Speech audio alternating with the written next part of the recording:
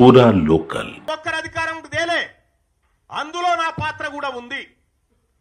నేను 45 నియోజకవర్గాల్లో తిరిగి క్యాంపెయిన్ చేస్తే 42 నియోజకవర్గాల్లో కాంగ్రెస్ పార్టీ గెలిచింది.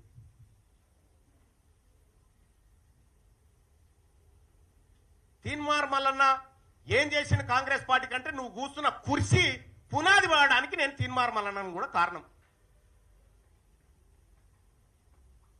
మరి మీకు జీర్ణించుకోలేక 2028లో బీసీ ముఖ్యమంత్రి అంటే మీకేమైనా ఇబ్బంది అవుతా ఉందా? మీకు ఇబ్బంది అయితే మేమేం చేయలేము. కానీ మా లక్ష్యం ఒకటే, 2028లో ఖచ్చితంగా తెలంగాణ రాష్ట్రానికి బీసీ ముఖ్యమంత్రి అయ్యి తీర్తాడు. ఇది మా బీసీలుగా మేమందరం చేసుకుంటున్నటువంటి శపథం.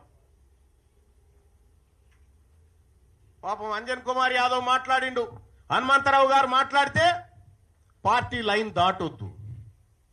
కోమటిరెడ్డి వెంకటరెడ్డి వీడియో ఇప్పుడు ఎవరు నాకు పంపితే చూసినా ఏమంటాడే, చిత్తబుట్టల వారేసిన వాళ్ళ షోకాజ్ నోటీసు నాకు ఇస్తారా అని చెప్పని అంటా ఉన్నాడు. నేను చెప్తా ఉన్నా, మీ షోకాజ్ నోటీసులకు నేను రిప్లై ఇచ్చేంత, లేకపోతే మీ సస్పెన్షన్లకు భయపడేంత పిరికి రక్తంతో పుట్టలే. నేను బీసీ ఓడిగా గర్జించే బిడగా పుట్టినా. ఇక్కడ మీ పిల్లిగాండ్రింపులకి ఇక్కడ భయపడేటోడు ఎవడు లేడు.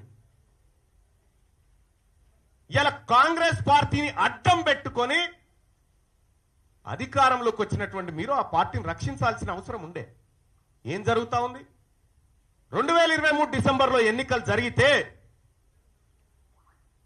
అక్కడి నుంచి మళ్ళీ 6 నెలల తర్వాత వచ్చిన పార్లమెంట్ ఎన్నికల వరకు కాంగ్రెస్ పార్టీ పరిస్థితికి